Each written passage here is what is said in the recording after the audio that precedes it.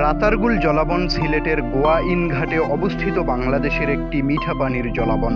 একসময় বাংলাদেশের একমাত্র জলাবন হিসেবে মনে করা হতো রাতারগুলকে। তবে পরবর্তীতে যুগিরকান্দি মায়াবন, বুজির বন ও লক্ষ্মী বাওর জলাবন নামে আরও জলাবন বাংলাদেশে খোঁজ মিলে। পৃথিবীতে মিঠা পানির যে 22টি মাত্র জলাবন আছে, রাতারগুল জলাবন তার মধ্যে অন্যতম। এই জলাবনের আয়তন ৩৩২৫.৬১ একর। একে রাতারগুল সোয়াম্প ফরেস্ট হিসেবেও অভিহিত করা হয়ে থাকে। এর ৫০৪ একর এলাকাকে বাংলাদেশ সরকার ১৯৭৩ সালে বন্যপ্রাণীর অভয়ারণ্য হিসেবে ঘোষণা করে। এছাড়াও ২০১৫ সালের ৩১ মে বাংলাদেশের বন অধিদপ্তর ২০৪.২৫ হেক্টর বনভূমিকে বিশেষ জীববৈচিত্র্য সংরক্ষণ এলাকা হিসেবে ঘোষণা করে। এই এলাকাকে বিশেষ জীববৈচিত্র্য সংরক্ষণ এলাকা রাতারগুল হিসাবেও উল্লেখ করা হয়ে থাকে।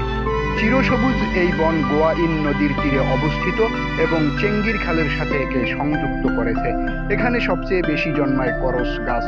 এখানকার গাছপালা বছরে ৪ থেকে ৭ মাস পানির নিচে থাকে। সিলেটের স্থানীয় ভাষায় মুর্দা বা পাটি গাছ রাতা গাছ নামে পরিচিত। সেই রাতা গাছের নামানুসারে এ বনের নাম রাতারগুল। জলে নিম্নাঙ্গ ডুবিয়ে দাঁড়িয়ে থাকা বনের গাছগুলো দেখতে বিভিন্ন সময়, বিশেষ করে বর্ষা মৌসুমে এখানে ভিড় করেন পর্যটকগণ।